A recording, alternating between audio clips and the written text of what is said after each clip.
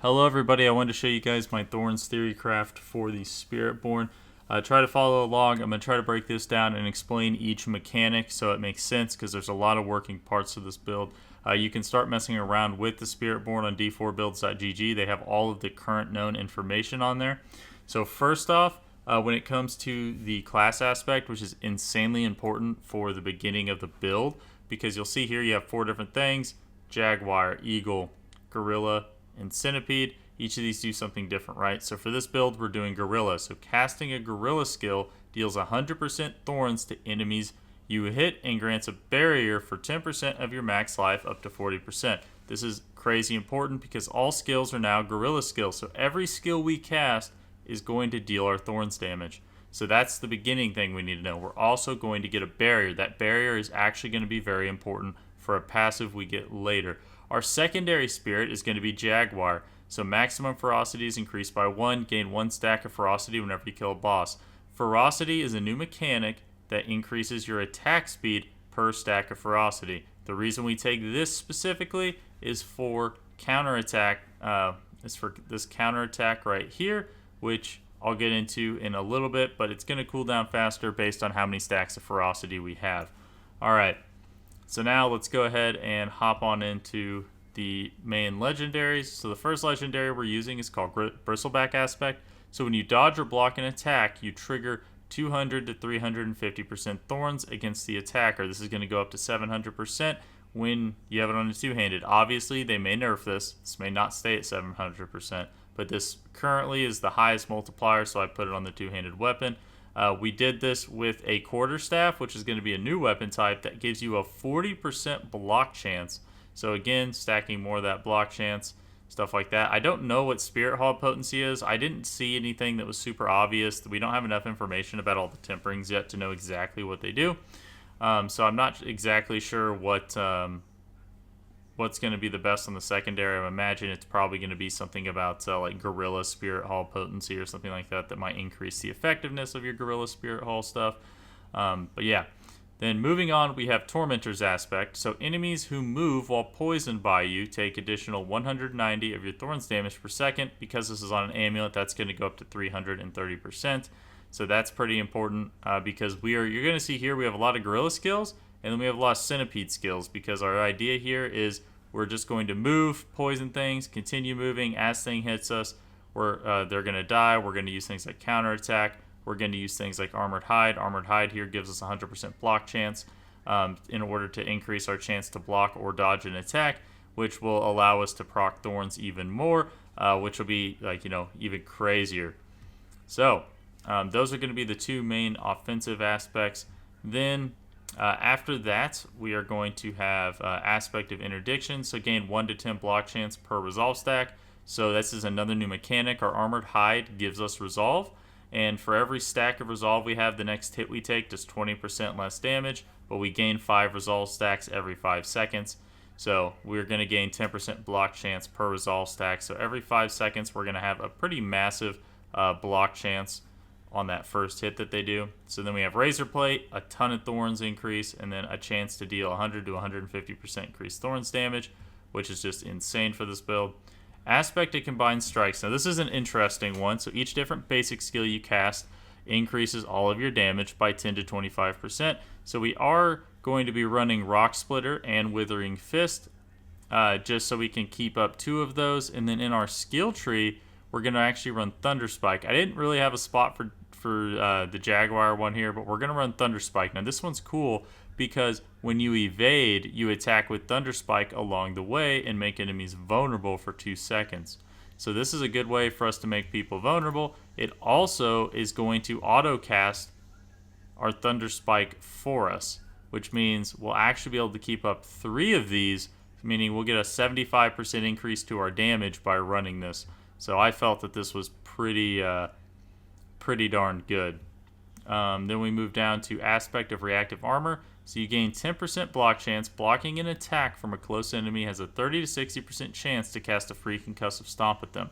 This is pretty important because down here, while we don't have it on our bar, we do actually take a couple points because it says when enemies recover from concussive stomp, you dodge their next 3 attacks. So we're just going to be passively blocking things, casting free concussive stomps at them, and then we're going to be dodging their next 3 attacks whenever they try to attack us again, which is then going to make it to where we're going to trigger our Thorns damage on them immediately, right? So this is, again, another combo. There's just so many working parts to this build and just this class in general. Like, Thorns is really looking kind of crazy. It'll be interesting to see what they change, what they nerf.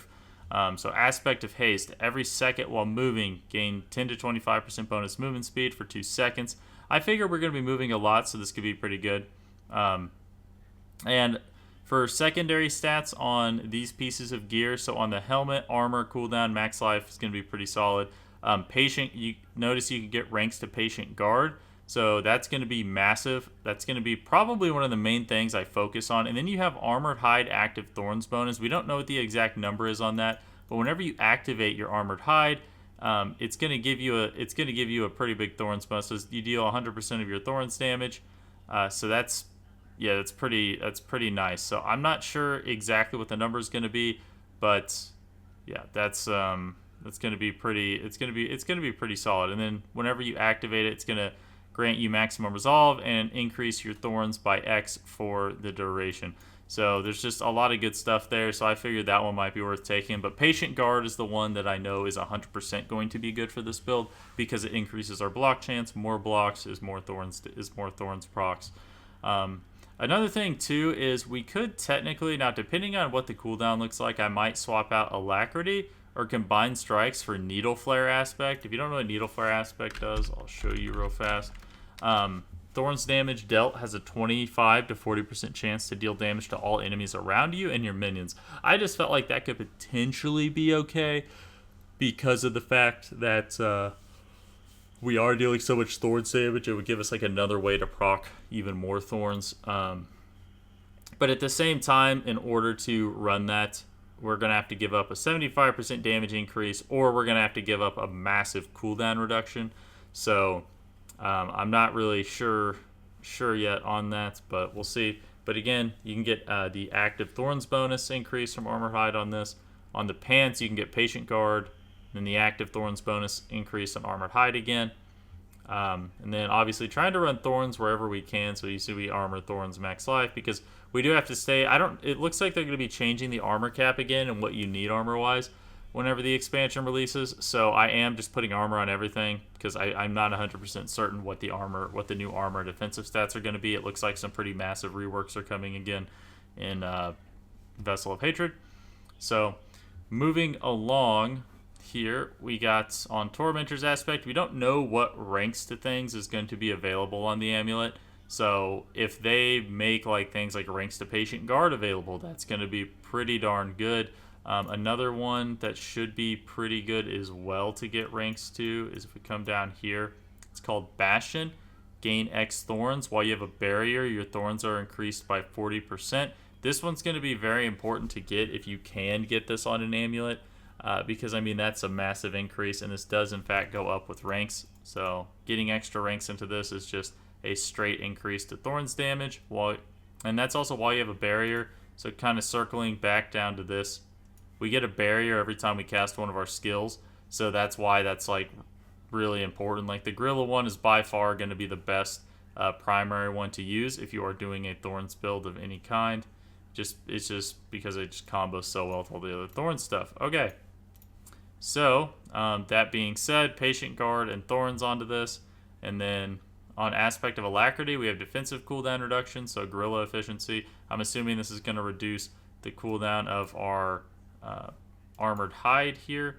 So that's what the goal is. And then we have Ring of the Gorilla Centipede. The reason why I took this is because it gives you ranks to Patient Guard, Thorns, total armor, and damage reduction for poisoned enemies. So there is a pair of pants that I was looking at that I also wanted to try. It is a unique pair of pants. So go over here, we'll go to unique. It's called Moving Dodge. So while moving, you gain 15 to 30% dodge chance, or after standing still for 3 seconds, you become unstoppable. This seemed pretty good, like another thing to try. But reactive also seemed really good because it gives you that free concussive stomp, and this also seemed really good because it gives you 1 to 10% block chance. But you could potentially move this to here, because you're just going to gain the 10% block chance. Get rid of interdiction and then put on those pants. Or do something along those lines. But yeah, and then another option as well is if we do end up not using the Ring of the Gorilla Centipede, if this doesn't end up becoming like very good, because we actually don't spend any vigor, so the whole gain vigor thing isn't that great. And then we actually have toxic skin on our bar because we just want to be able to use it as another poison ability. That's also pretty solid. But yeah, if we don't end up using this, we could potentially switch it over to Needle Flare Aspect, which I think would probably be the best case scenario, would be if this doesn't end up being that great. We'll see, but it has everything that we need on it in terms of stat-wise. It has amazing stats, like ranks of Patient Guard. So we'll see. We'll see what happens there. Okay, so now let's go ahead and hop into the back end here on the skill tree. We have Withering Fist, Enhanced Withering Fist, Sharp Withering Fist. Withering Fist, third attack, spreads its poisoning to 3 nearby unaffected enemies. Hitting a vulnerable enemy will also spread that effect. So this just gives us a way to poison things. And we mainly just want to attack with it in order to keep up the buff. That's really it. It's nothing too wild. You could also opt to swap this to over here because we have plenty of other things that are actually going to poison. And then Thunder Spike, we just auto cast this when we evade to keep that bonus up. And then here we have Rock Splitter. This is going to be the main basic attack that we're using, because every single time we cast it, it is going to cast our Thorns damage. And this is going to increase our Thorns damage by 13% for 5 seconds. And our third attack is going to deal 100% of our Thorns damage to enemies. Rock Splitter increases your block chance by 50% for 5 seconds. When you block, you gain 11 vigor. So again, it also increases our block chance. So there's just a lot of buffs we get from using Rock Splitter as the main one. Now here, since we're not really using vigor, it doesn't really matter. I didn't see a reason to run anything particularly over here, because like a lot of the stuff, so like your basic skills deal 10% increased damage, isn't really that relevant.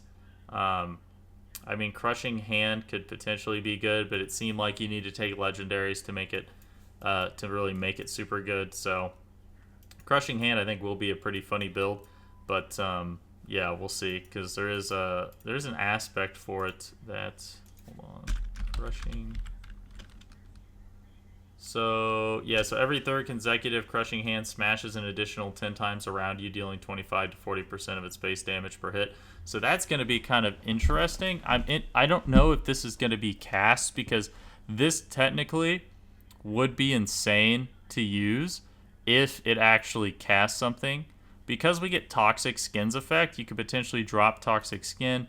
You could put on the Crushing Hand and then try to run that aspect, because if this did just crush like recast itself like 10 times or something wild like that, that would be just an insane amount of Thorns damage that gets proc there. Because I mean, that's 10 times, because every time you cast that, it's going to cast 100% of your Thorns on as extra damage. Like, that would just be kind of a wild attack.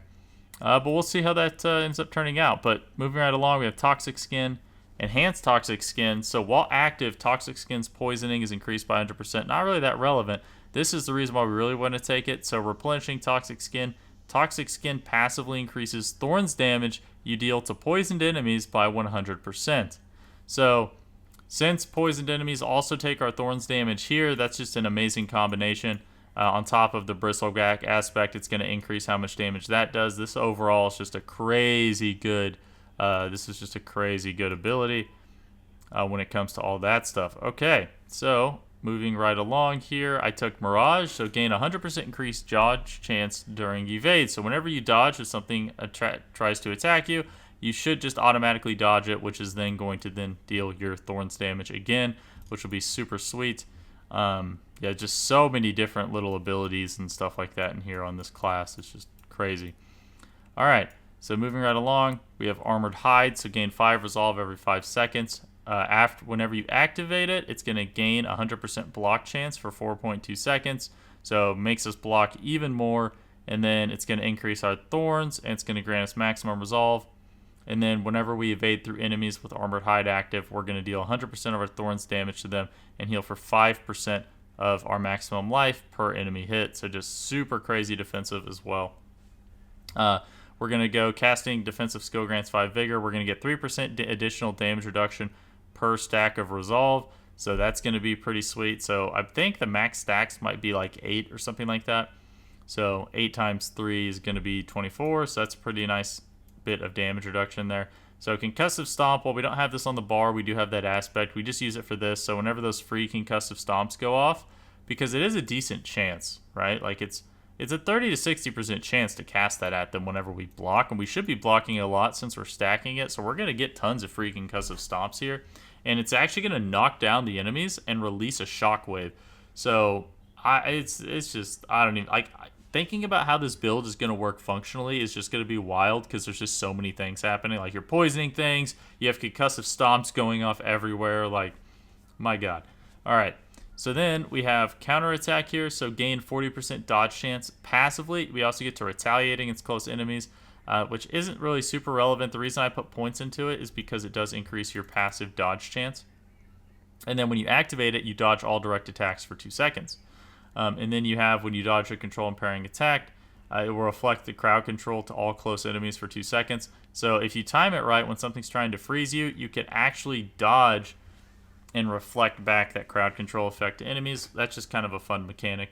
And then counterattack's cooldown is reduced by 0.5 seconds per stack of ferocity that we have whenever we use this. And keep in mind, and that's why it's very important that we took this second, because this makes it to where we gain a stack of ferocity whenever we kill an enemy or a boss. I think the max stacks of ferocity is 5. I think it's 4. With that, it makes it 5. So that means this is going to reduce its cooldown by like 2.5 seconds. And then when you think about, we have that alacrity aspect. And this also has 2 charges to it as well. This is going to be pretty darn sweet. Just give us a way to proc Thorns just by pressing a button. Then we have Scourge, call forth a wave of insects. The main reason why I took this is because each time you hit an enemy with Scourge, you gain 1% increased damage versus crowd-controlled enemies for 6 seconds. So this just gives us another damage multiplier versus crowd-controlled enemies that will affect our Thorns. And then hitting an enemy affected by Scourge has a 50% chance to lifesteal 35% of the damage done. So it just gives us even more sustain. Like, this should be an insanely tanky build. Yeah. And then over here we have the Patient Guard, the Bastion. Then moving right along, I did take this. So Eagle skills deal 1% increased damage for move speed just to get to this. So every time we evade, we're going to get 15% increased movement speed for 3 seconds.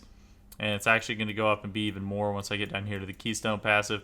Then we have Resilient. Casting Gorilla skill is going to increase our max life by 15% for 10 seconds. And then Gorilla skills deal 15% increased damage to knock down enemies and have a 15% chance to execute them if they're not a boss. Now, the 15% increased damage isn't really that relevant, but the 15% chance to execute knockdown enemies when we're running the retaliatory aspect, this is going to be knocking them down with the concussive stomp. So that's just a crazy synergy with concussive stomp and the retaliatory aspect. So that's going to be super duper sweet.